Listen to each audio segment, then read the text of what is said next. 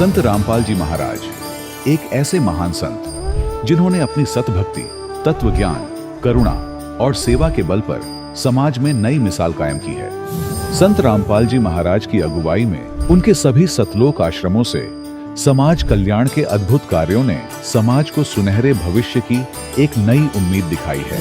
संत रामपाल जी महाराज से नाम दीक्षा लेने के बाद लाखों लोगों की लाइलाज बीमारियां जैसे कैंसर, एड्स आदि ठीक हुई।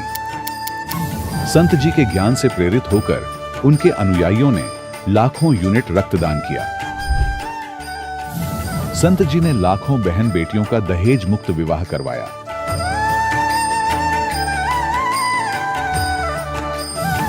संत जी ने लाखों लोगों का नशा छुड़वाया, करोड़ों उजड़े परिवार बसे। संत जी के आश्रमों में समागम के दौरान निःशुल्क नेत्र चिकित्सा, दंत चिकित्सा प्रदान की जाती है। संत रामपाल जी महाराज द्वारा समय समय पर पर्यावरण संरक्षण के उद्देश्य से बड़े स्तर पर वृक्षारोपण किया जाता है। संत जी ने जरूरतमंदों को तत्काल राहत पहुंचाने के लिए एम्बुलेंस सेवा शुरू की। संत जी अपने अनुयायियों को देहदान के लिए प्रेरित करते हैं, जिससे मानवता की सेवा और चिकित्सा क्षेत्र में सुधार हो सके। संत रामपाल जी महाराज के सभी आश्रमों में हर रोज निःशुल्क भंडारा आयोजित किया जाता है, जहां हर वर्ग, हर जाति और हर धर्म के लोग एक साथ बैठकर भोजन करते हैं।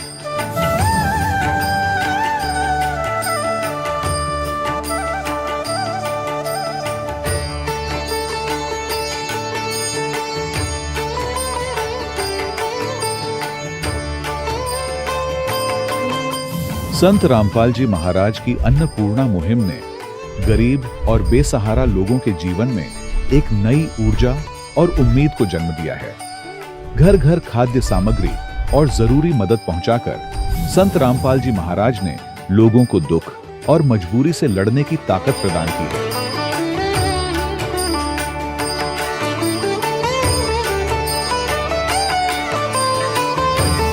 संत रामपाल जी महाराज द्वारा गरीब लोगों के लिए घर बनवाने का अद्भुत कार्य एक ऐसी मिसाल कायम कर रहा है जो सदियों सदियों संत जी की उदारता और दया भावना के तौर पर जाना जाएगा।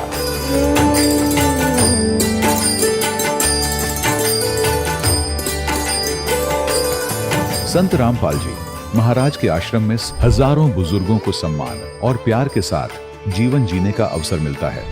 उनके खाने, रहने और स्वास्थ्य की पूरी जिम्मेदारी संत रामपाल जी महाराज उठाते हैं। अनाथ बच्चों के लिए संत रामपाल जी महाराज के सभी आश्रम किसी वरदान से कम नहीं। यहाँ उन्हें शिक्षा, संस्कार और भविष्य के लिए बेहतर अवसर प्रदान किए जाते हैं। चाहे बाढ़ हो, भूकंप या महामारी, संत रामपाल जी महाराज और उनके अनुयायी हमेशा ही जरूरतमंदों के लिए सबसे आगे खड़े रहते हैं। कोविड महामारी के दौरान संत रामपाल जी महाराज के आश्रमों से करोड़ों लोगों के लिए भोजन, दवाइयां और जीवन रक्षक सामग्रियां उपलब्ध कराई गई। चाहे गरीब की मदद हो या किसी शोषित और पीड़ित वर्ग के हक और सम्मान की लड़ाई, संत रामपाल जी महाराज ने हमेशा ही उनकी दबी आवाज को सरकारों तक पहुंचाया है और उन्हें उचित न्याय दिलवाने में अहम भूमिका अदा की है। समाज में आध्यात्मिक और सामाजिक मूल्यों के प्रति जागरूकता लाने में संत रामपाल जी महाराज हर कदम पर मानवता के सच्चे सेवक साबित हुए हैं। संत रामपाल जी महाराज का जीवन हमें सिखाता है कि सच्ची सेवा वही है जो निस्वार्थ भाव से की जाए। आइए हम भी इस महान सेवा के कार्य में इस महान संत से जुड़ें और संत रामपाल जी महाराज से नाम दीक्षा लेकर अपने जीवन को धन्य बनाएं।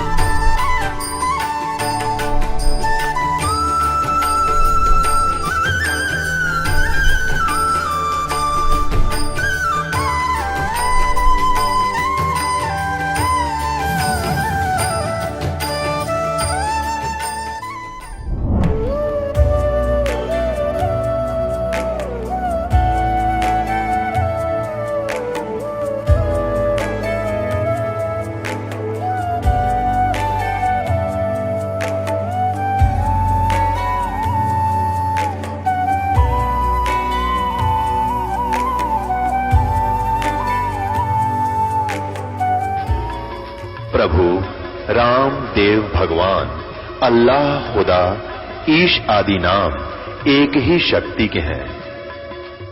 वो कैसा है, कहां है, कैसे मिलता है, किसने देखा है?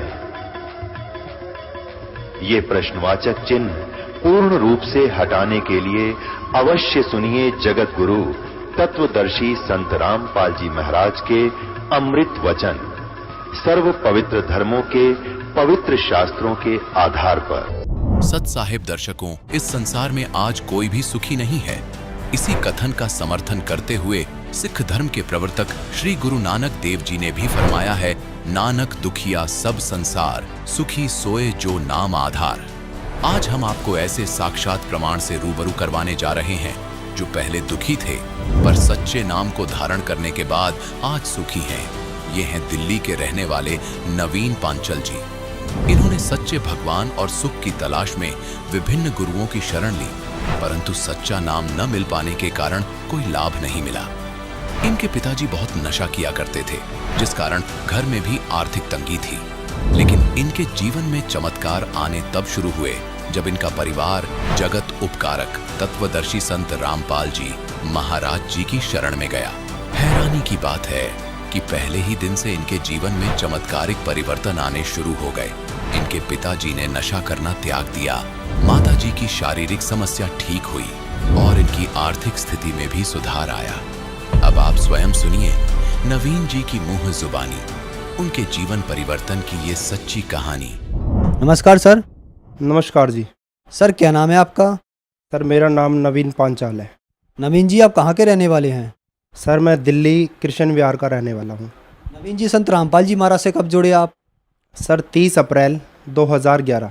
नवीन जी संत रामपाल जी महाराज से जुड़ने से पहले आप क्या भक्ति साधनाएं करते थे? सर हम संत रामपाल जी महाराज से जुड़ने से पहले आशुतोष जी महाराज के शिष्य थे। सर आशुतोष जी महाराज से हम 2 साल तक लगभग जुड़े रहे। उससे पहले जी हम राजेंद्र सिंह जी महाराज जी के यहाँ भी जाते थे और राजेंद्र सिंह जी महाराज जी के यहाँ भी पिताजी जैसे लेके जाते थे, 2-2.5 साल से वहाँ पे भी जा रहे थे। और बाकी हिंदू धर्म में जो प्रचलित देवी देवताओं की पूजा है वो सब करते थे। सर आपने बताया कि आप आशुतोष जी महाराज के साथ 2 साल से जुड़े रहे, फिर आप राजेंद्र सिंह जी से जुड़े, तो फिर आप संत रामपाल जी महाराज की शरण में कैसे आए? पापा जी बहुत बीड़ी पीते थे। आशुतोष जी महाराज के यहाँ पे थे, राजेंद्र सिंह जी महाराज जी के यहाँ थे, उनकी बीड़ी नहीं छूटी जी, खूब बीड़ी पीते थे जी वो। तो जी हमारे पड़ोस में एक माई है सुनीता माई ने उन्हें बताया पापा को कि जी आप सत्संग सुनो और वहाँ पे सबसे पहला नियम यही है किसी भी प्रकार का नशा नहीं करना है, बीड़ी नहीं पीनी है। और पापा की बीड़ी ऐसी थी कि जी बीड़ी से बीड़ी लगाते थे, वो बीड़ी ख़त्म हुई बीड़ी लगाई, मतलब कि 2 बंडल थे उनके जी रोज़ के। तो पापा जी गए जी गुरुजियों से नाम ले लिया, संत रामपाल जी महाराज जी से नाम लेके घर पे आ गए। तो गुरुजियों के जो आदेश थे, नियम थे, ये आन उपासना वगैरह नहीं करनी, तो पापा ने कोई पितृ पूजा नहीं करी। तो जी पापा ने आज तक मेरे को कभी जगाया नहीं था सोते हुए को। एक दिन उन्होंने मुझे सुबह 5:30 बजे आवाज़ लगाई कि भाई चल। मैंने पूछा कहाँ चलना है जी? क्या आश्रम में चलते हैं। मैं कहा जी चलो। मैं घूमने के पर्पज़ से गया था सर कि घूम ही आऊँगा। जैसे पापा वहाँ का काफ़ी बखान करते थे, भाई इतने बाथरूम है, खाना भंडारा, अच्छी व्यवस्था, भाईचारा, इतना प्रेम रहता है वहाँ पे, सब में आपस में बहुत प्यार है। तो मैं घूमने के पर्पज़ से चला गया जी। मैं गया, वहाँ पे सत्संग चल रहा था, सत्संग में जाके बैठ गए। थोड़ी देर बाद सत्संग समाप्त हुआ जी, हलवे का प्रसाद आ गया। हलवे का प्रसाद खाने के बाद भक्तों ने वहाँ नियम बता दिए कि भाई ये नियम है, यहाँ पे मानने पड़ेंगे। मैंने मना कर दिया। तो फिर क्या हुआ, एक भगत थे वहाँ पे, उन्होंने मुझे समझाया तो मैं उनके साथ चल दिया। मैं संत रामपाल जी महाराज से नाम लेने गया था, तो मेरे मन में ये था कि मैं नाम लेके आऊँगा और जाते ही छोड़ दूंगा। ये क्या मेरे पीछे पड़े रहेंगे या मेरे के साथ साथ रहेंगे? ठीक है जी। तो मेरे यहाँ पे एक धागा बंध रहा था जी। मेरे नाप इतनी ज़्यादा होती थी, हल्की सी मैं दौड़ मार लेता या वेट उठा लेता तो मेरी नाभि गिर जाती थी। नाभि इतनी गिर जाती थी, हमने वैद्यों से, डॉक्टरों से, और ये पैरों में बांधते हैं, सबसे इलाज करवा लेता, वो ठीक नहीं हुई थी। तो जी मैंने तोड़ के वो लगा दिया। मैं कहा चल नाम ले ही रहे हैं तो नाम ले लेते हैं, उसके बाद देखेंगे। तो जी मेरे साथ तो भगवान ने पहले दिन से चमत्कार किया कि पहले दिन से और आज तक मेरी वो नाभि नहीं गिरी है। नाप डिग जाना होता है ना, नाप डिग जाती है, जो कुछ खाया नहीं जाता, वो नाप डिग जाती थी जी मेरी। आज तक मेरे साथ वो दिक्कत नहीं आई है। जैसा कि मैंने आपको पहले ही बताया कि भाई मैं नाम छोड़ूंगा जाते के साथ ही। अब जी मैं आया बाहर तो होता है, जैसे पहले भी हम गुरुजी के यहाँ जाते थे तो सेवा वगैरह करते थे, तो उस दिन मुझे वहाँ वेट की थोड़ा सा ना, आटे वगैरह की, कट्टे वगैरह की सेवा कर रहे थे कई वक्त। मेरे को किसी ने नहीं बोला, मैं अपने आप ही सेवा में लग गया। तो जी मैं सेवा में तो लग गया, मैंने सेवा भी कर रहा हूँ, काफ़ी 50-50 किलो के वेट के कट्टे थे, वो उठा के इधर ले जा रहे थे, ट्रक में से उठा के। फिर मेरे को बाद में याद आया, मैं कहा यार तेरी तो 10 किलो वजन उठाने से नाभि गिर जाती थी, नाभ डिग जाती थी, और तेरे साथ ये खेल क्या हुआ है। तो जी मुझे विश्वास हो गया, मैं ये परमात्मा है, ये कुछ ना कुछ तो शक्ति है, कुछ दिन चल के देखते हैं। तो जी भक्ति में दृढ़ होते गए, धीरे धीरे आगे और भी भगवान ने लाभ किए। इस प्रकार जी मैंने संत रामपाल जी महाराज से जुड़ा, संत रामपाल जी महाराज से नाम दीक्षा ली।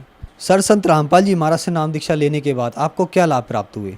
संत रामपाल जी महाराज से नाम लेने के बाद जी काफ़ी लाभ हुए हमें। पहले हमारा बहुत बुरा हाल था, आर्थिक तंगी भी थी, काफ़ी कमज़ोर थी, और जी पापा का नशा, बीड़ी पीते थे खूब, चाहे हमारे चाय बने ना बने उन्हें बीड़ी चाहिए, 2 बंडल सुबह मंगा लेते थे। मम्मी भी काफ़ी बीमार रहती थी, बीमारी काफ़ी थी हमारे घर में। हल्का समय इधर उधर खेल कूद भी कर लिया या वेट उठा लिया, मेरी काफ़ी नाभ डिग जाती थी, नाभि गिर जाती थी, और उसका इतना इलाज कराते थे जी हम, बहुत ज़्यादा इलाज कराते थे, उसका बिल्कुल भी हल नहीं निकलता था, काफ़ी ज़्यादा दिक्कत रहती थी। उसके बाद हम संत रामपाल जी महाराज जी की शरण में गए।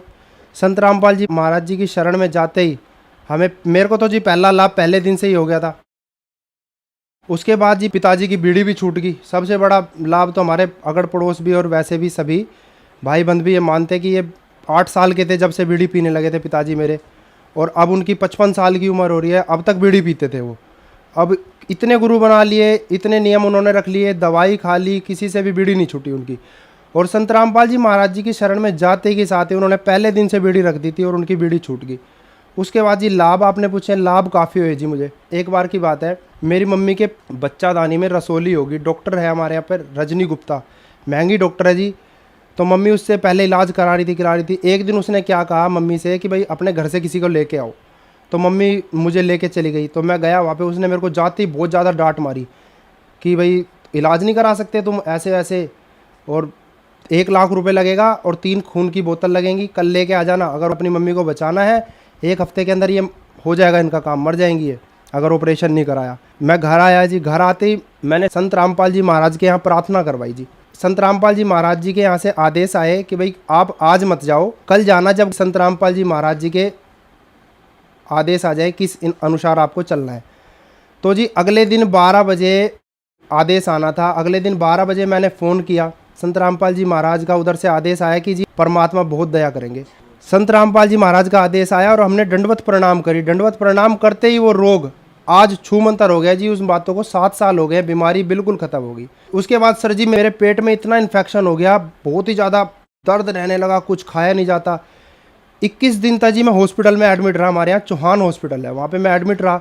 तो एडमिट होए हुए मेरे को संत रामपाल जी महाराज ने प्रेरणा करी कि भी नाम शुद्ध कराया जाए। तो जी मैं डॉक्टर को कह के निकला कि मैं अभी आ रहा हूँ। तो जी मैं घर नहीं गया, सीधा हमारे यहाँ मुंडका आश्रम है वहाँ पे पहुँचा। मैं जाते ही मैंने वहाँ पे सिचुएशन बताई जी, ऐसे ऐसे बात है, मेरे साथ ये घटना घटी है और दवाई बिल्कुल काम नहीं कर रही है। तो जी मैं नाम शुद्ध करा के आया। शुद्ध कराने के आने के बाद सर दवाई मेरे जो रखी थी ना मैंने फेंक दी। संत रामपाल जी महाराज जब कैंसर तक सही कर रहे हैं तो मेरे पेट का दर्द क्यों नहीं सही करेंगे। और वो दिन है, आज का दिन है, बिल्कुल सही हूँ मैं। उसके बाद जी मेरी गुड़िया है, छोटी गुड़िया है 8 महीने की।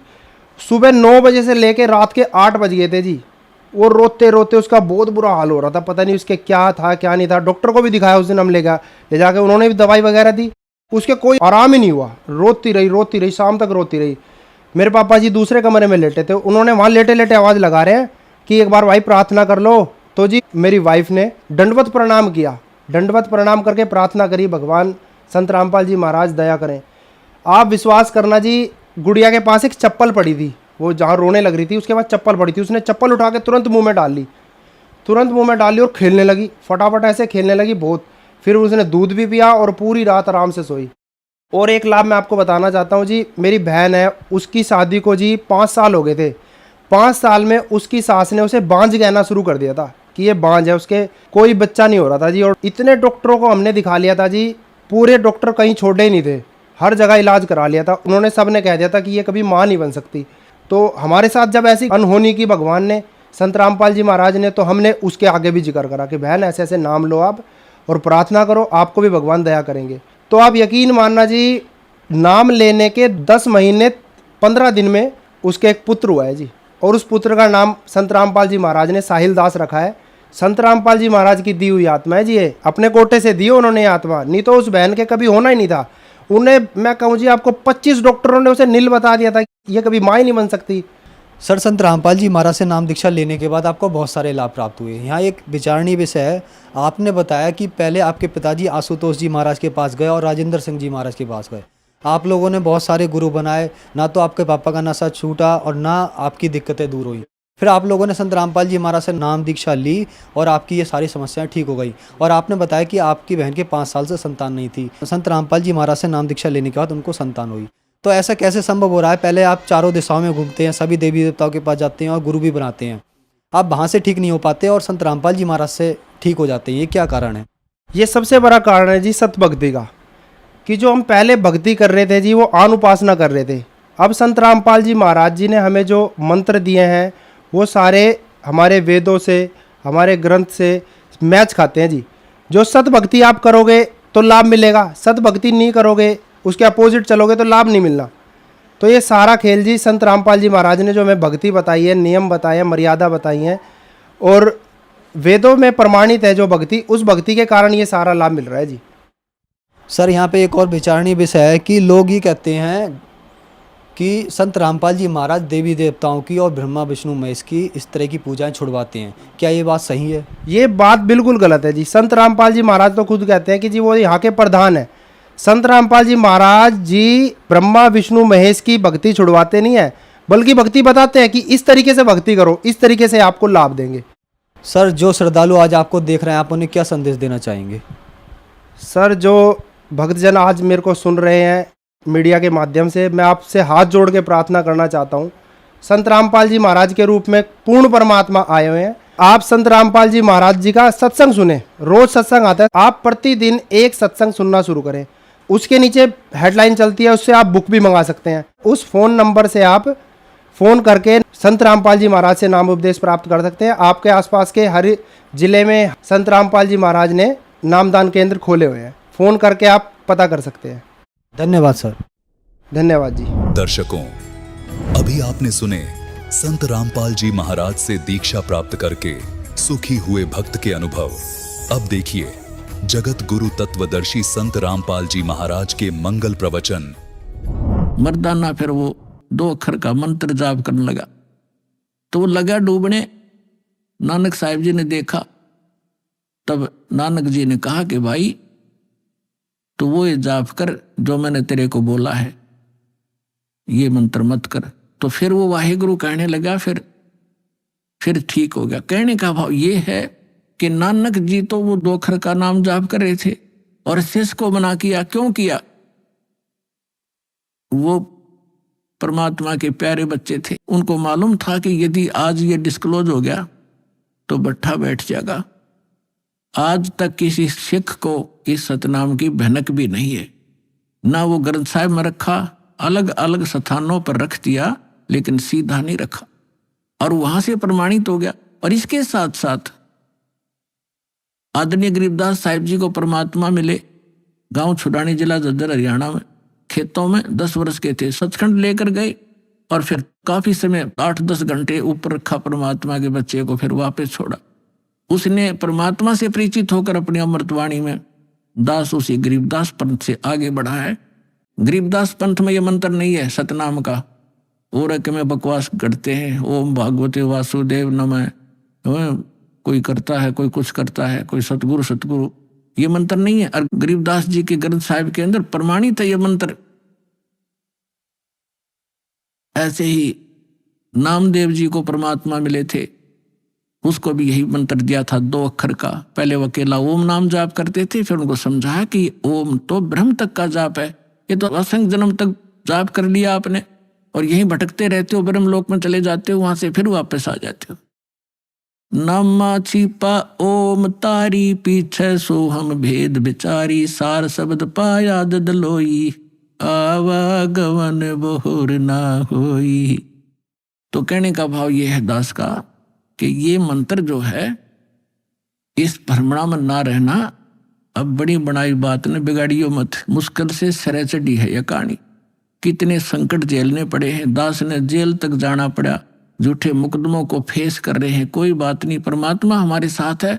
हमारा एक बार ज्ञान निखार हो जा, फिर चाहे फांसी दे दियो मेरा, एक बार परमात्मा का ज्ञान उसके बच्चों तक पहुंच जाए।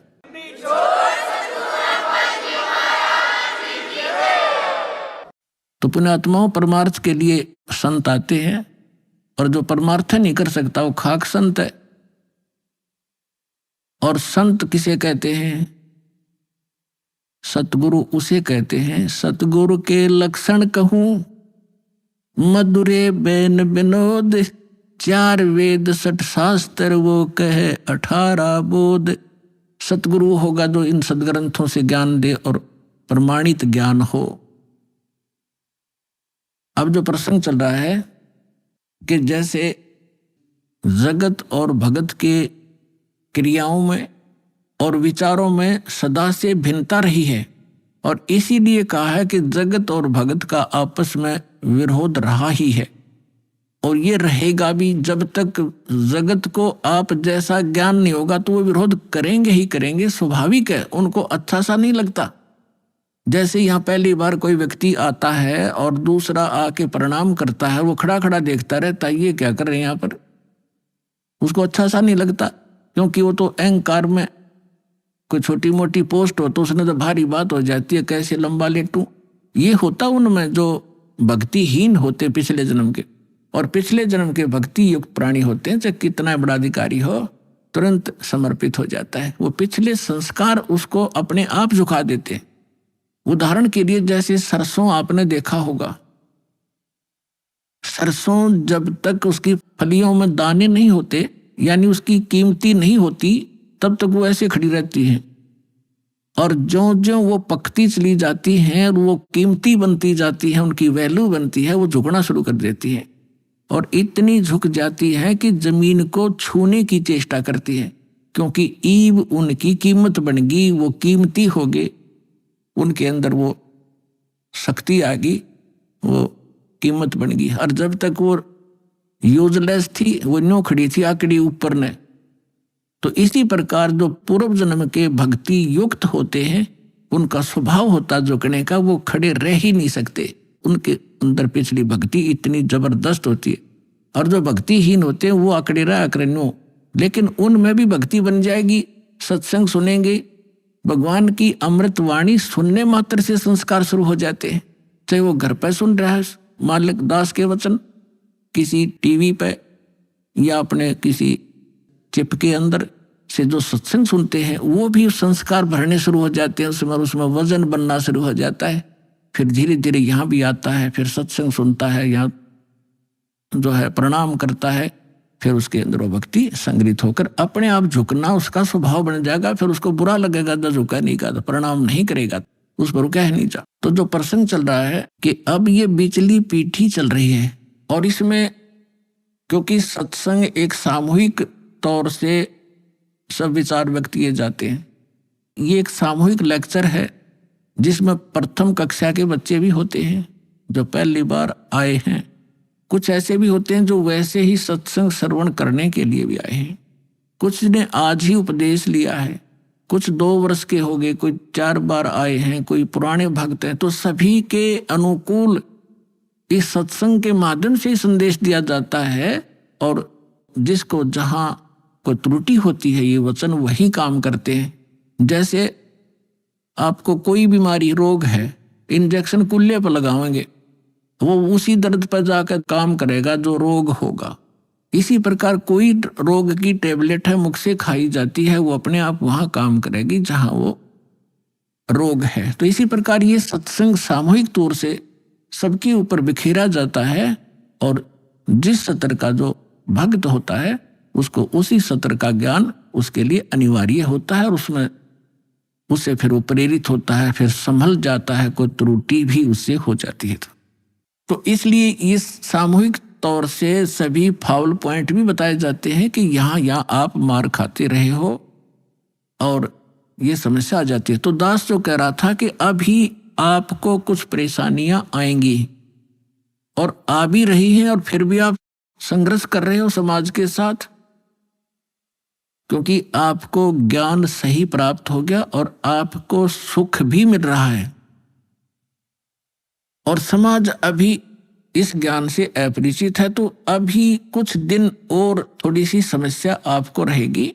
फिर जब पूरे विश्व में ये ज्ञान फैल जाएगा, सब आपके साथी हो जाएंगे। आप जो भी वचन कहोगे, जैसे हमने रामायण और महाभारत सुनते सुनते कान पक गए, हजारों वर्षों से सब ने सुन ली, सब ने मान ली, सारी सही बिल्कुल राम कृष्ण समर्थ भगवान। अब कोई भी कितना खड़ा होकर कोई कहा करता कृष्ण जी ने न्यू कर दिया, सारे नाड़े लाया करते, हाँ जी बस ये समर्थ शक्ति है, सर्वशक्तिमान है, हाँ जी। अब कहते हैं झूठ को 100 बार सुन ले वह सत्य लगने लग जाती है, और हमने सुन रखी थी लाखों बार, तो वो एक रस हो गया था, कोई ऑब्जेक्शन नहीं रहा।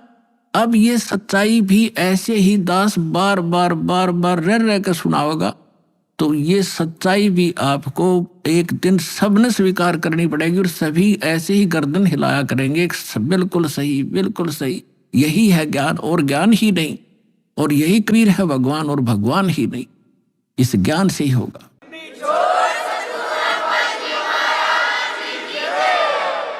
तो इस प्रकार अभी आपको प्रॉब्लम रहेगी और संघर्ष करो, ये तो आजादी की सी लड़ाई समझ लेना। लेकिन हमारी लड़ाई हथियारों की नहीं, ज्ञान के शस्त्र से हमने लड़ना है। कबीर साहब का ज्ञान ऐसा है, कहते हैं और ज्ञान सब ज्ञानड़ी, कबीर ज्ञान सो ज्ञान, और जैसे घोड़ा तोप का करता चला मैदान तो कर दिया शंकराचार्य, हमने निमंत्रण उनको दे लिया, कहा जो जी चर्चा करो, कुछ हमारी त्रुटि हमें बताओ, आपकी हम बतावांगे, उसको एक समाज को एक दिशा दे दें।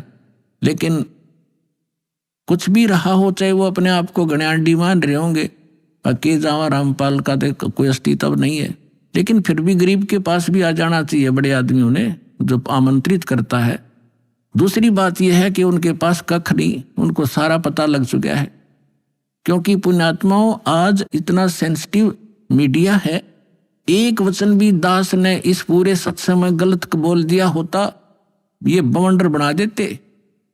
और आज मैं सीधा छाती में मार रहा हूं इनके सच्चाई को, और कोई चसक नहीं रहा, इतना वजन है सच्चाई के अंदर, तो वो यहां नहीं आए। दुर्भाग्य था हमारा, बहुत इंतजार की उनकी, लेकिन परमात्मा ने दया करी, इस साधना चैनल वाले पर न्यारी रजा कर दी दाता ने। इसने अपनी टीम भेज के और सबसे उनके इंटरव्यू ले लिए, खुश होकर दे दिए, 2-3 मन्नत दो दी उनकी, यहाँ पर दिखा दिया किसे शंकराचार्य है और किसे आचार्य है। तो पुण्यात्माओं, कहने का भाव यह है कि जब तक ये पूरे विश्व में एक रस नहीं होगा, तब तक थोड़ा सा विरोध बना रहेगा, और उसमें आपने घना सावधान रहना पड़ेगा कि आपका नाम खंडित ना हो। परमात्मा कहते हैं, जैसे माता गर्भ को रख यतन बनाए, और ठेस लगे तो छन हो तेरी, ऐसे भक्ति जाए। अब भक्ति का मिलना यह बड़ी कठिन, और मिलने के बाद फिर उसको सुरक्षित रखना, वो एक बहुत बड़ी बात है। जब तक परिपक्व नहीं हुई तो फिर फायदा क्या उसका। तो इतना सावधानी आपने बरतनी पड़ेगी, जैसे कोई माता बच्चे को गर्भ में आते ही वो कितनी सतर्क हो जाती है, खान पीन में संयम बरतती है, पैर ऊंचा नीचा ना टिक जा कि बच्चे का झटका लग जा, रात को करवट गलती से ले लेती है तो तुरंत सतर्क होती है, और कहीं मेरे बच्चे का दाब ना लगी हो और खराब ना हो जाए मेरा गर्भ, वो कितनी चिंतित रहती है। तो आप जी ने इस भक्ति का जो लाल है, इतनी सावधानी से परिपक्व करना पड़ेगा, तब आपको सफलता होगी। इसमें फाउल पॉइंट है, आन उपासना नहीं करनी, संसारिक व्यवहार के जो भी कार्य हैं, जो भक्ति परमात्मा की मर्यादा को भंग करते हैं, वो नहीं करने, और फिर आप सफल हो जाओगे। तो अभी थोड़ी सी कठिनाई आपको चल रही है, घर घर में विरोध चल रहा है। पति ने नाम ले लिया, पत्नी नहीं मानती, मैं तो सारी पूजा करूंगी, तो कैसे ऐसा क्या कर रहा है। पत्नी ने ले लिया तो पति दुखी करता है। तो धीरे धीरे ज्ञान से क्या होगा, ये ज्ञान ऐसा है कि आप घर पे चलाओगे और बच्चों पर भी असर करेगा, ना सुनेंगे तो भी कक्ष में सोए हुए व्यक्तियों पर भी ये वाणी असर करेगी, जैसे गारुड़ का मंत्र अचेत हुए उस सर्प के डसे हुए व्यक्ति पर, जो सुन भी नहीं रहा, समझ भी नहीं रहा, और उसके ऊपर भी वो मंत्र बोल बोल कर उसके विष को उतार कर सचेत कर देता है। और ये तो परमात्मा की वाणी सब सिद्ध है। पशु पक्षियों के ऊपर भी ये वाणी जा रही है, उनके भी पाप डाउन हो रहे हैं। ठीक है, उनके पाप गणे हैं इसलिए पशु योनि मिली, तो वो पाप घटते रहेंगे। यदि किसी का कपड़ा ज्यादा खराब हो गया है, मैल हो गया है, तो वो कई बार साबुन लगाने से स्वच्छ होगा, उज्जवल हो जाएगा। और जिसका थोड़ा मैला है, 1-2 बार साबुन लगाने से उज्जवल हो जाता है। तो ये साबुन है, परमात्मा का जो ज्ञान है, सत्संग है, वचन है, ये साबुन और जल दोनों का काम करता है। तो धीरे धीरे ये सत्संग जिस घर में चल रहा है, पड़ोसियों तक भी असर होगा आपका, और आपके घर के पशु पक्षियों पर भी इसका प्रभाव पड़ेगा। आपके घर कोई पशु पक्षी भी रह रहे हैं, उसके ऊपर भी धीरे धीरे उसके अंदर ये वाणी का जो ज्ञान यज्ञ का पुण्य उसमें संग्रहित होगा। और कुछ ऐसे पाप हैं जो ज्ञान यज्ञ से ही खत्म होते और उसका विकल्प ही नहीं है। जैसे कपड़े को पहले थोड़ा मैला है तो जल से धो दिया, साफ हो गया। ज्यादा मैला है तो और भी मैल रहा तो साबुन लगाना पड़ा, और फिर भी कोई दाग दबा रह जाता है तो ड्राई क्लीन से साफ हो जाता है।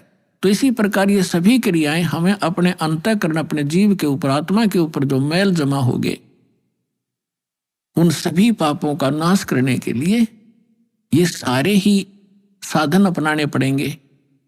मंत्र के जाप भी करने पड़ेंगे, 5 यज्ञ भी आपने करनी पड़ेंगी, और तब जाकर के आपकी भक्ति सफल होगी। तो इसमें फाउल पॉइंट दास आपको बता रहा है कि ये भ्रमित ना होना। ऐसे कोई व्यक्ति आपके साथ डिस्कस भी करे तो उसको समझाना कि देखो, पहले तो जब हम डॉक्टर के पास जाते हैं तो डॉक्टर की औषधि में हम स्वयं ही विवेचन करते हैं, तो फिर उस डॉक्टर के पास जाने की आवश्यकता ही नहीं कि इसने दवाई ठीक नहीं दी तो कोई और देखो, वहां से लो। तो इसी प्रकार सबसे पहले तो ये देखो, ये ज्ञान आज तक ना किसी ने सुना और ना सुनाया, किसी के पास था ही नहीं। और जिन महापुरुषों के पास था उनको प्रतिबंध कर दिया था, मालिक ने प्रतिज्ञा करा दी थी कि अभी इसको डिस्क्लोज ना करना। तो महापुरुष थे, वो अपनी अमृतवाणी में बोल के सारा कुछ लिख गए, एफिडेविट बना गए, कबीर इज गॉड, ये वो फाइनल कर गए थे वो महापुरुष, जिनके दास बार बार उनके शुभ नाम आपको सुनाता है। और फिर हमारे सदग्रंथ उसी का प्रमाणित करते हैं कि कबीर इज गॉड।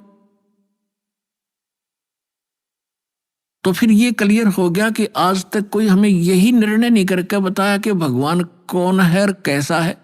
अब जैसे रामकृष्ण को और विष्णु जी को, शंकर जी को भगवान मानने वाले, उनसे अगर हम पूछा करते थे कभी, वो कहता मैं समाधि लगाता हूं, भगवान देखा आपने? भगवान दिखता थोड़ा ही है, वो तो निराकार है।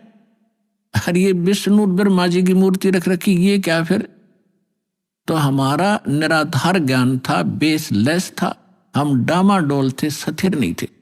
और इसी प्रकार ये राधा स्वामी किसी ने पूछ लो या किसी महर्षि ने पूछ लो, अभी तक जिनके विचार रहे हैं, परमात्मा तो निराकार है। साकार आता जब रामकृष्ण रूप बन जाता है, फिर निराकार हो जाता है। तो खाक ज्ञान था इनको। वेद बताते हैं कि वो परमात्मा सशरीर है, मनुष्य दृश्य है, ऊपर सिंहासन पर विराजमान है और उसके सिर पर मुकुट है। ये तो वेद बताते हैं, राजा की तरह बैठा है। और यही वो संत बताते हैं जिनको भगवान ने जिन आंखों देखा वहां पर। तो फिर इसमें कोई डाउट नहीं रहा कि हु इज गॉड और कैसा है वो भगवान। तो ये सारे कंसेप्ट क्लियर इस दास ने करे, आज तक किसी ने नहीं किए। तो इसी प्रकार इस साधना पर भी विश्वास करना, किसी से डगमग ना होना, क्योंकि काल ने अपने एजेंट छोड़ रखे हैं। वो अपने कर्म बिगाड़े हैं तो वो भी भगवान के बच्चे, पर भ्रमित है, उस काल से प्रेरित है। उनका दुर्भाग्य है कि वो अशुभ काम पर लगे। तो दास की उन सभी संतों से भी प्रार्थना है कि वो भी भगवान के बच्चे हैं और परमात्मा के बच्चों को मिसगाइड करके वो भगवान के दोषी हो रहे हैं। सबसे बड़ा अपराधी इस पृथ्वी पर यदि कोई प्राणी है जो गलत ज्ञान प्रचार करता है, वो भगवान का सबसे बड़ा अपराधी। और आज देख लो, आज तक इस दास के अतिरिक्त या पहले महापुरुष रहे, उन्होंने जो ज्ञान दिया वो अपने सत्र का दे ही गए, उन्होंने आगे नहीं ये मंत्र वगैरह डिक्लेयर किए, वो बात अलग है। लेकिन वर्तमान में इस दास के अतिरिक्त सभी मिसगाइड किए बैठे ये संत, मंडलेश्वर, आचार्य और शंकराचार्य। तो ये अपराधी उस परमात्मा के, इनको चाहिए अपना भी कल्याण करावें और सच्चाई से अपने अनुयायियों को भी परिचित होने दें इनका भी कल्याण हो जाएगा, समय आ गया, ये तो होगा ही होगा, ये कह देंगे तो इनका जो है बड़ी शाबाशी होगी, इनकी इज्जत रह जाएगी। और नहीं तो चलिए तो यहाँ आवेंगे, फिर ये अकेले बैठे रहेंगे वहां पर, रोए जाइए अपने कर्मा ने। आज कौन ऐसा मूर्ख है जो अपने जीवन को नाश करेगा जब पता लग जाए। तो फिर दूसरी समस्या ये आती है कि गुरु नहीं बदलना चाहिए। कोई बात हुई या एक डॉक्टर से इलाज नहीं होता तो 100 बदलने चाहिए अपनी जान बचाने के लिए। और कबीर साहब कहते हैं जब लग गुरु मिले नहीं साचा, तब लग गुरु करो 10 पांचा। और झूठे गुरु के पक्ष को तज ना लावे वार, और द्वार ना पावे शब्द का वो भटके वार का वार। और इतना शीघ्र बदल देना चाहिए गुरु को। कबीर साहब कहते हैं कि डूबे थे पर उबरे, गुरु के ज्ञान चमक, और बेहरा देखा जरजरा, उत्तर चले फड़क। पहले बेड़े होया करते थे, फ्लोटिंग लकड़ियों का एक बेड़ा बना लिया। अभी तो नौका तो बहुत बाद में चली है, पहले बेड़ा होया करता था, उसके ऊपर बैठ कर दरिया को पार करके अपना कोई काम करने जाते थे, उन बेड़ों के ऊपर बैठ के जाया करते। तो वो बेड़े कई बार गल जाते थे, कंडम हो जाते थे। तो जब परमात्मा कहते हैं कि जिस साधना को आप कर रहे हो, जिस गुरु के जहाज में आप बैठे हो, उसका जब आपको उसके सामने दूसरा जो बिल्कुल ओके बेड़ा आ गया, नौका समझ लो आप, बेड़ा तो नहीं समझ में होगा। अब एक नौका है जिसमें आप बैठे हो, उसके अंदर सुराख हो गया है और जल उसके अंदर घर कर रहा है, अंदर प्रवेश करना शुरू कर दिया है। और उसके बराबर में दूसरा कोई सही ओके नौका रख देता है, साथ में खड़ा कर लेता है, और वो कहता है कि भाई तुम डूबोगे, इसमें आ जाओ। अब जिसने गुट्टी सुट्टी ला रखी होगी, नशा कर रहा होगा, तो ठीक है मौज हो रही है, वो तो डूबेंगे। और जिनको नशा नहीं है और उनको पता लग गया दोनों का डिफरेंस कि ये जल आ रहा है, तुम डूबोगे इसमें, तो वो तो जिनका नशा नहीं है वो तुरंत 1 सेकंड भी ना लावे, तुरंत कूद जाएंगे उसके अंदर। तो यहाँ परमात्मा कहते हैं डूबे थे पर उबरे, गुरु के ज्ञान चमक, और बेड़ा देखा जरजरा, यानी टूटा फूटा डूबने वाला, उत्तर चले फड़क। फड़क जैसे पशु कई बार आवाज सुनकर हॉर्न की फड़क को भाग जाता काफी दूर, बहुत स्पीड से भागता एकदम, तो कहते हैं ऐसे कूद गए दूसरे में। तो परमात्मा कहते हैं झूठे गुरु के पक्ष को तजत ना लावे वार, 1 सेकंड के अंदर बदल लेना चाहिए। और पुण्यात्माओं, आज इस विश्व में कोई गुरु नहीं है इस दास के अतिरिक्त। सतगुरु की तो बहुत दूर की बातें हैं, वो गुरु भी नहीं है। तो कबीर साहब कहते हैं गुरुआ गाम बिगाड़े संतो, गुरुआ गाम बिगाड़े, गुरुआ गाम बिगाड़े संतो, गुरुआ गाम बिगाड़े, ऐसे कर्म जीव कहला दिए, ईब जड़े ना धाड़े। है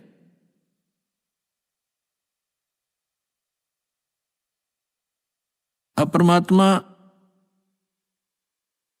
रह रहकर अपने उस ज्ञान के माध्यम से हमें बताना चाहते हैं कि गुरुआ गाम बिगाड़े संतो, इन गुरुआ गाम बिगाड़े, इन नकली गुरुओं ने जगह जगह गुरु बने बैठे, और ऐसे कर्म जीव कहला दिए, बहुत झड़े ना झाड़े। अब कोई जो भी पूजा उन्हें चपका दी, उनका ये कर लो, श्राद्ध निकाल लो, फलाना कर लो, अब वो उनको छोड़ना नहीं चाहते, जबकि सारे शास्त्र विरुद्ध साधनाएं हैं। अब क्या बताते हैं, पाहन को परमेश्वर कहते, या निंदा बड़ी भारी, या को मोह को समझ पड़ी है पूजा दी अगारी, जो हड़का जल भर कहलाए, चरणामृत ठहराए, और जड़ के चरण धो के दिन ने फिर चेतन को फिर पाए। अब क्या बता रहे हैं कि जैसे पहले हमने देखा हमारे गांव में एक शिव जी का मंदिर है, और कभी वहां चले जाते थे, कभी त्योहार होता था, शिव जी का मेला भरता था, तो क्या करते थे, उस जोड़ में तालाब में जिसमें भैंस भी माए मूतते हैं, उस सब नहाया करती, वह भी पेशाब करें, टट्टी करें, और उसमें से भर के लाते लोटा, और उसको फिर भगवान शिव जी के उस पर शिवलिंग पर डालते, और फिर आगे निकलता उसको लोटे में भर लेते। उसने चरणामृत बना के सारा नबाटा करता पुजारी। परमात्मा कहते हैं कि जो हड़का जल भर के लाए तालाब से, और चरणामृत ठहराए, उस पत्थर की मूर्ति के चरण धो के प्याए, जड़ के चरण धोकर दीने चेतन को फिर पाए। चेतन को प्याओ, जड़ की जो पत्थर के चरणों का चरणामृत। फिर कहते हैं कौवा मत्था और मीन जल पिया और बिष्टा की नामाई, गुरुआ कह तो गारा लग गया, जुग जुग छूटे नाही। भरम विभूषण शब्द हमारा, कोई गावे कोई रोवे, और पांडे को तो परख नहीं, ये खिचड़ी मुंह में धोवे। कहते हमारा जो ज्ञान है ये सब भ्रम का निवारण करने वाला है, इसको सुनो। और पांडे जो यानी जो आपके गुरुजी आपको दीक्षा साधना बता रहे हैं, ये तो ऐसा है जैसे कीचड़ से कपड़ा धो रहे हो तुम, दूनी गारा लगेगी, वो साफ नहीं हो सकता जो साधना आप करें। भैरव भूत मसाणी पूजे और दुर्गा देवी ध्यावे, उती के तो तब ही बाजें जो बकरे आण कटावे।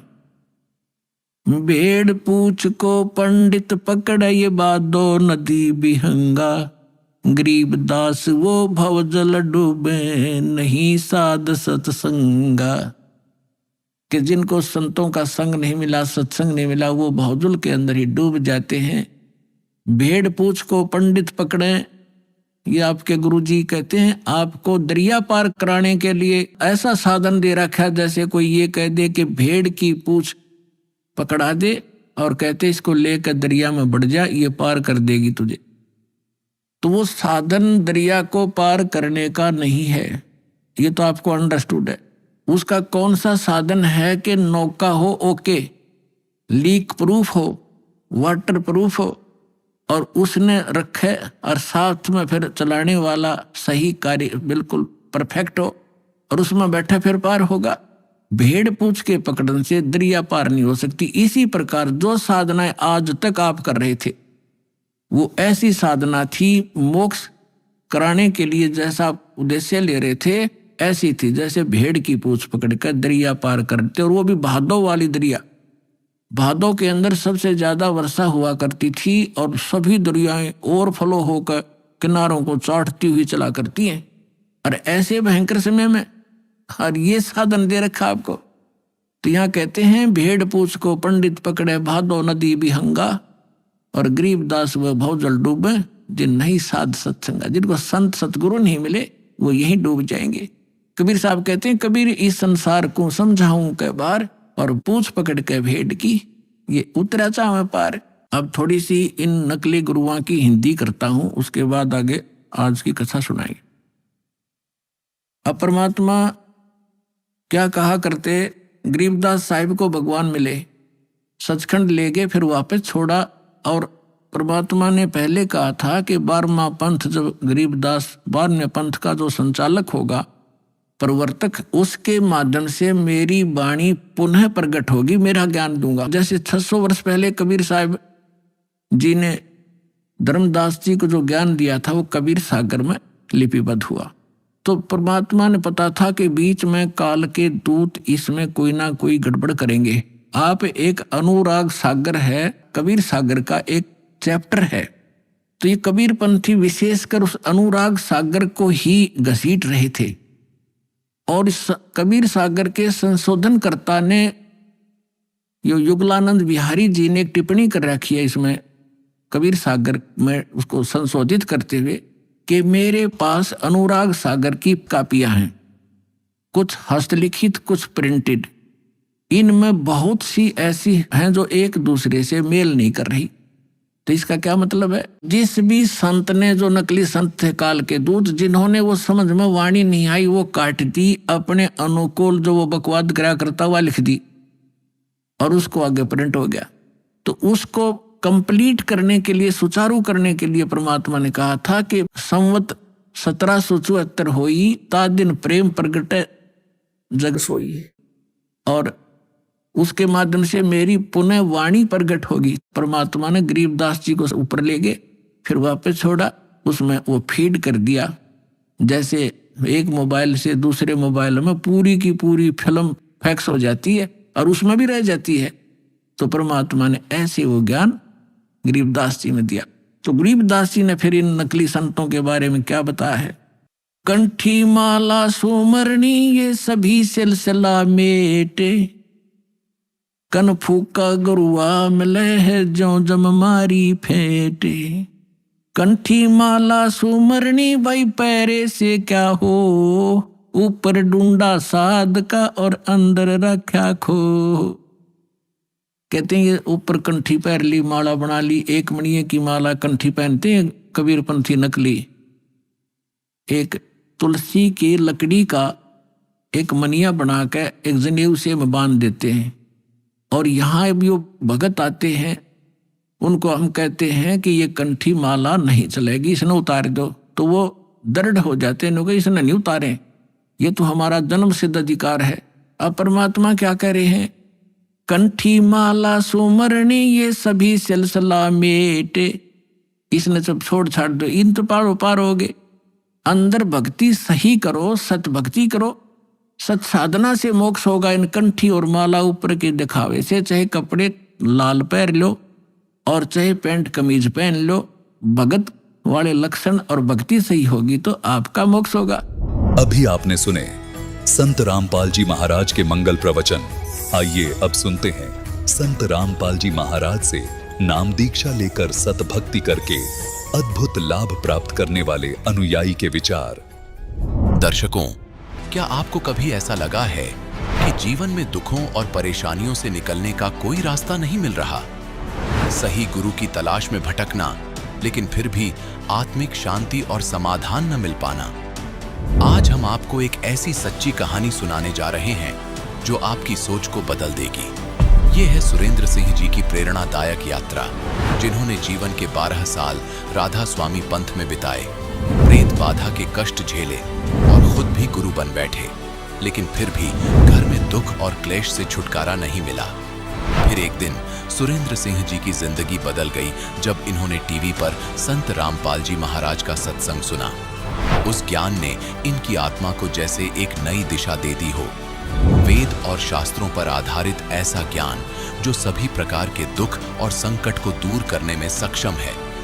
हैरानी की बात है कि उस ज्ञान से जुड़ने के पश्चात सुरेंद्र जी की भूत प्रेत बाधा दूर हुई, नशा छूटा, शारीरिक कष्ट दूर हुए और पारिवारिक स्थिति भी बेहतर हो गई। जानिए पूर्ण संत की शक्ति का चमत्कार, स्वयं सुनिए सुरेंद्र जी का साक्षात्कार। सर नमस्कार। नमस्कार जी। क्या नाम है आपका? सुरेंद्र सिंह जी। सुरेंद्र सिंह जी, कहाँ से आए आप? हम पंजाब से आए हैं, पटियाले से। सर, संत रामपाल जी महाराज जी से नाम दीक्षा लेने से पहले आप क्या भक्ति साधना करते थे? हम सर पहले तो 2001 में ठाकर सिंह जी की भक्ति करते थे, और उससे बाद 2010 में हमारे को पीर ने घेर लिया। हमने पीर की चाकरी की, 3-4 साल हमने चाकरी की पीर की। उससे बाद रामपाल जी का सत्संग टीवी ਤੇ ਚੱਲਦਾ ਸੀਗਾ, ਉਹਦੇ ਪ੍ਰਵਚਨ ਸੁਣਦੇ ਹੁੰਦੇ ਸੀਗੇ, ਔਰ ਸੁਣਦੇ ਹੀ ਸਾਨੂੰ ਪਤਾ ਲੱਗਿਆ ਵੀ ਅਸੀਂ ਭਗਤੀ ਕੀ ਕਰਨੀ ਹੈ ਔਰ ਕੀ ਭਗਤੀ ਕਰਦੇ ਸੀਗੇ। ਸਾਡੇ ਕੋਲ ਇੰਨੀ ਸੰਗਤ ਆਉਂਦੀ ਸੀ, 2000-2500 ਬੰਦਾ ਹੁੰਦਾ ਸੀਗਾ। ਅਸੀਂ ਬੜੀ ਆਪਣੇ ਆਪ ਨੂੰ ਇੱਕ ਗੁਰੂ ਦੇ ਪਦ ਤੇ ਬੈਠੇ ਸੀਗੇ ਤੇ ਗੁਰੂ ਸਮਝਦੇ ਸੀਗੇ ਵੀ ਅਸੀਂ ਲੋਕਾਂ ਦਾ ਭਲਾ ਕਰਦੇ ਸੀ। ਜਦ ਕਿ ਮੇਰੇ ਘਰ ਦੇ ਵਿੱਚ ਅੱਗ ਲੱਗੀ ਸੀ, ਮੇਰੇ ਬੱਚੇ ਬਿਮਾਰ ਰਹਿੰਦੇ ਸੀਗੇ, ਮੇਰੇ ਘਰ ਦੇ ਵਿੱਚ ਬਹੁਤ ਜ਼ਿਆਦਾ ਦੁੱਖ ਦਲਿੱਦਰ ਕਲੇਸ਼ ਔਰ ਬਿਮਾਰੀ ਦਾ ਕੋਈ ਅੰਤ ਨਹੀਂ ਸੀਗਾ। ਤੇ ਮੈਂ ਆਪਣੇ ਆਪ ਨੂੰ ਸੋਚਦਾ ਸੀਗਾ ਵੀ ਮੈਂ ਸਭ ਤੋਂ ਬੜਾ ਸੰਤ ਤੇ ਪੀਰ ਪਕੰਬਰ ਦਾ ਇੱਕ ਭਗਤ ਸੀਗਾ। ਤੇ ਲੋਕ ਮੇਰੇ ਕੋਲ ਆ ਕੇ ਬਾਬਾ ਜੀ ਤੇ ਮੇਰੇ ਪੈਰ ਲੱਤਾਂ ਘੁੱਟਦੇ ਸੀ, ਭਲਾ ਮੰਗਦੇ ਸੀਗੇ, ਪਰ ਲੇਕਿਨ ਮੈਂ ਆਪਣੇ ਘਰ ਦੀ ਅੱਗ ਨਹੀਂ ਮਿਟਾ ਸਕਿਆ। ਤੇ ਜਦੋਂ ਰਾਮਪਾਲ ਜੀ ਦਾ ਸਤਸੰਗ ਸੁਣਦੇ ਹੋਏ ਸਾਨੂੰ ਗਿਆਨ ਹੋਇਆ ਤੇ ਪਤਾ ਲੱਗਿਆ ਵੀ ਅਸੀਂ ਇਹ ਭਗਤੀ ਗਲਤ ਕਰ ਰਹੇ ਹਾਂ। ਤੇ ਉਸ ਤੋਂ ਬਾਅਦ ਸਾਨੂੰ ਬੜੀ ਚਿੰਤਾ ਹੋਈ ਵੀ ਇਸ ਰਾਮਪਾਲ ਜੀ ਦਾ ਅਸੀਂ ਨਾਮ ਕਿਵੇਂ ਲਈਏ, ਕਿਵੇਂ ਪ੍ਰਵਚਨ ਸੁਣੀਏ। ਤੇ ਅਸੀਂ ਫਿਰ ਉੱਥੋਂ टीवी ਦੇ ਰਾਹੀਂ ਨੰਬਰ ਲੈ ਕੇ ਤੇ ਸਾਨੂੰ ਚੰਡੀਗੜ੍ਹ 40 ਸੈਕਟਰ ਤੋਂ ਅਸੀਂ ਨਾਮ ਲੈ ਕੇ ਆਏ, नाम दीक्षा लेती। सर, आपसे एक बात पूछना चाहेंगे यहाँ पर हम कि आपने बताया कि आप ठाकुर सिंह जी की भक्ति करते थे। ये ठाकुर सिंह जी कौन थे? सन ठाकर सिंह राधा स्वामी की एक शाखा है, जद कि सन सामल सिंह जी के चेले सन।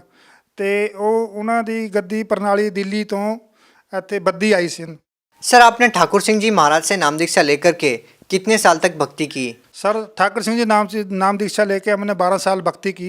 हमारे को कोई लाभ नहीं होया उससे, और ना ही हमारे पीर ते छटकारा होया उस भक्ति से।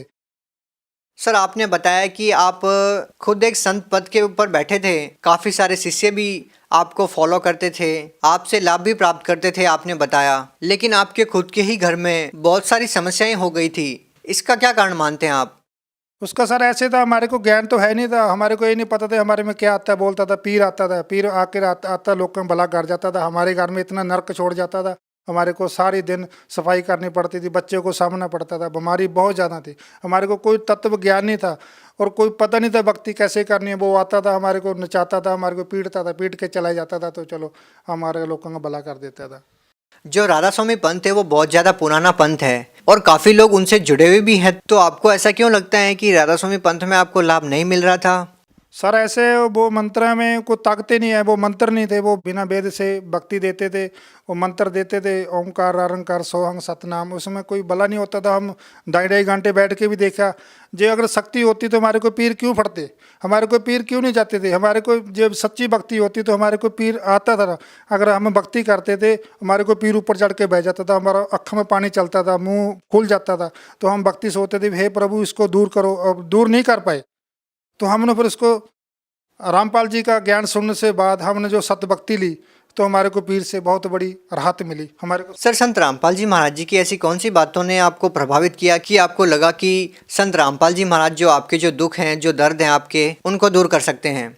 सर ऐसा है, एक दिन संत रामपाल जी का मैं प्रवचन सुन रहे थे टीवी पे, वो जन्म साखी चल रही थी, वो 2 अक्षर का नाम बता रहे थे गुरुजी, तो वो हमारे हृदय को छू गया। हमने ओम की भक्ति तो पहले कर रहे थे, जो पीर की भक्ति करते थे, ओम की भक्ति कराते थे। अगर जब संत रामपाल जी के हमने प्रवचन सुने और हमारे को दिल को छू गए भी, हे संत रामपाल जी आपका ऐसा ज्ञान है, जो ऐसी भक्ति है जो हम उल्ट दिशा में कर रहे थे और हम वेद शास्त्रों तो भी नहीं भक्ति कर रहे थे, तब हमारे को मन को इच्छा प्राप्त हुई भी थी हम इस संत का, इस रामपाल जी महाराज जी का नाम दीक्षा लेना है। तो तब ऐसी जब हमारे को पता लगा, ज्ञान सुना, ज्ञान समझने से बाद तब हम उसे चंडीगढ़ जाकर हम नाम लेते हैं। आपने संत रामपाल जी महाराज जी से नाम दीक्षा कब ली? सर ऐसे है, हमने 2016 में नाम दीक्षा ली 1 जनवरी को। सर हम आपसे ये जानना चाहेंगे कि लोगों को ज्ञान और समाधान दोनों चीज़ चाहिए। ज्ञान तो आपने बताया कि सही और वास्तविक ज्ञान आपको मिला, क्या आपको जो समस्याएं थी, आपको जो पीड़ाएं थी, क्या ये जो साधना करने से संत रामपाल जी महाराज जी ने जो मंत्र आपको करने के लिए दिए, उन मंत्रों की साधना करने से आपको लाभ मिले? जी ये आपका बहुत अच्छा क्वेश्चन है सर। ऐसा है सर, जब हम संत रामपाल जी महाराज जी से भक्ति ली है, हमारा उदने से ही लाभ होने शुरू हो गए। अगर जो पीर बोलता था ना, अभी तुम्हारे सिर चढ़ के मैं भक्ति कराता हूँ, अगर पीर बोला अभी आपका गुरु सच्चा मिल गया, अभी मैं तुम्हारे से जा रहा हूँ, अब सच्ची भक्ति करना, हमारे से उदने से ही जिंदगी और परिवार में सुख शांति हो गई है। क्या उस दिन के बाद आपको घर में कोई पीर या भूत प्रेत दिखाई नहीं दिया? भगत जी उदन के बाद ना कुछ सपना आया, ना कुछ दिखाई दिया, और मेरे घर में इतनी शांति आप जाके देख सकते हो, बहुत सुख शांति है। जो संगत आती थी वो हमारे घर पे देखते हैं अभी वक्त क्या कर रहे हैं, हम संत रामपाल जी की भक्ति कर रहे हैं। सर और कोई लाभ बताना चाहेंगे संत रामपाल जी महाराज जी से नाम दीक्षा लेने के बाद? सर लाभ तो इतने हैं, आप बोलेंगे अब थक जाएंगे। लाभ तो इतने हुए, बंदी छोड़ के पहले तो हमारे जो पीर बदा थी वो ठीक हुई, उससे बाद हमारे घर में बीमारी थी बहुत ज़्यादा, वो ठीक हुई, उससे बाद हमारे से कर्ज था बहुत ज़्यादा, हमारा कर्ज बहुत ठीक हो गया। अभी सतगुरु की भक्ति करते हैं, अभी कोई चीज़ की इच्छा नहीं, हमारे को सतगुरु ने भक्ति दिया, भक्ति करते रहें। सर एक और बात आपसे जानना चाहेंगे, कहीं ना कहीं लोगों के जहन में ये भी सवाल होगा कि आप एक सिख हैं और एक सिख होकर के आपने संत रामपाल जी महाराज जी से नाम दीक्षा ले ली, क्या कोई धर्म परिवर्तन या कोई इस टाइप की बात? सर ऐसे है, रामपाल जी महाराज जी गुरु ग्रंथ साहब के मुताबिक भक्ति कराते हैं और गुरु ग्रंथ साहब की बहुत कदर करते हैं। हम सच्चे सिख गुरु ग्रंथ साहब को मान के हम उसी के आधार पे गुरु ग्रंथ साहब की भक्ति करते हैं। सर संत रामपाल जी महाराज के बारे में आप और क्या कहना चाहेंगे? सर ऐसे है, जो रामपाल जी महाराज दीक्षा लेता है, पहला गल तो ये है अभी नशा मुक्त हो जाता है और दाज नहीं लेता, बुराइयाँ छोड़ देता है और निंदा चुगली छोड़ देता है और सच के मार्ग पे चलता है। पृथ्वी पे इतने संत हैं तो क्यों नहीं छड़ाते, इतने इतने सेंटर खुले में भी हम नशा मुक्ति कराते हैं। पूरे पृथ्वी पे एक संत रामपाल जी है जो नाम दीक्षा दे के और नक्शा मुक्ति थे और दाज थे, बुराइयां थे, सारे तो छटकारा कराते ने। सर आपने तो आज तक संत रामपाल जी महाराज जी को देखा तक नहीं है, मिले भी नहीं है, उसके बाद भी आपकी इतनी आस्था, क्या कहना चाहेंगे? सर ऐसे है, हमारे को जो मंत्र मिले हैं वो मंत्र के भक्ति करने से इतने लाभ हुए हैं। हमारा तो क्या, कोई भी भक्त भक्ति करके देखे, जो संत रामपाल जी महाराज मंत्र देते हैं तो अपने आप पता चल जाएगा भी संत रामपाल जी है क्या चीज़ है।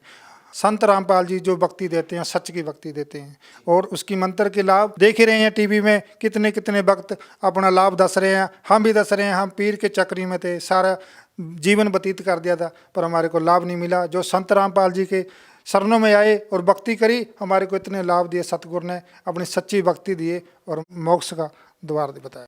सर 12 साल आपने राधा स्वामी पंथ में भी बिताए हैं, इतने सारे लोग वहाँ पे जुड़े हुए हैं, क्या वो गलत हो सकते हैं?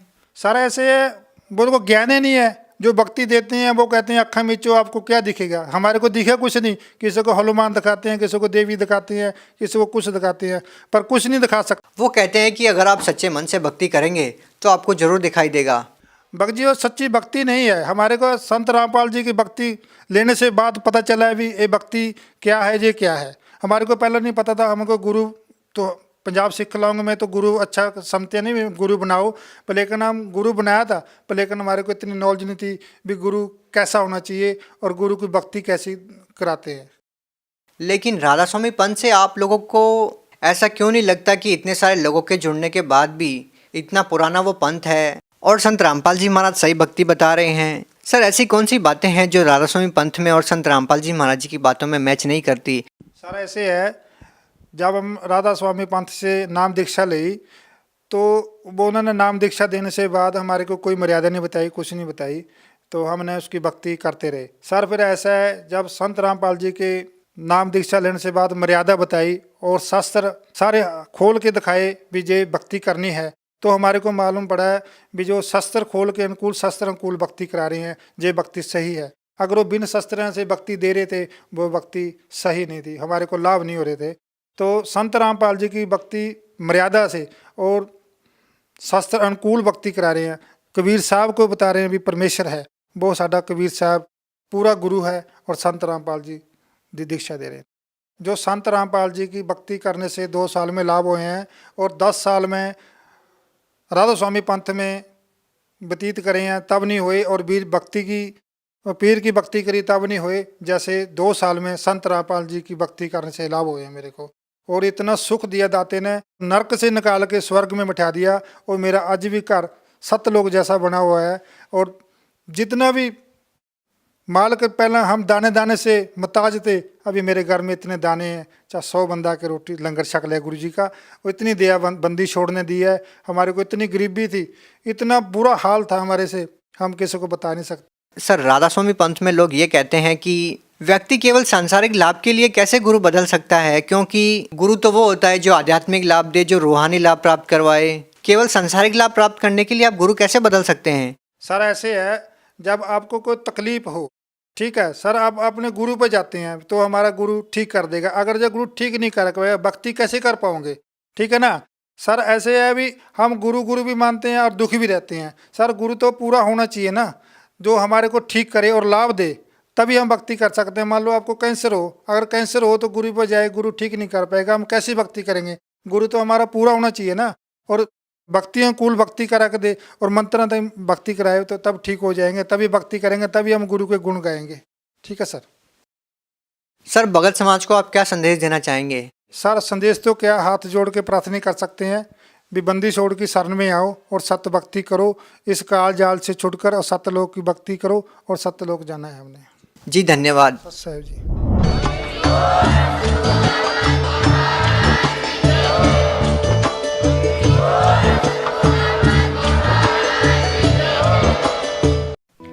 आप सुन रहे थे जगत गुरु तत्वदर्शी संत रामपाल जी महाराज के मंगल प्रवचन। अधिक जानकारी के लिए संपर्क करें।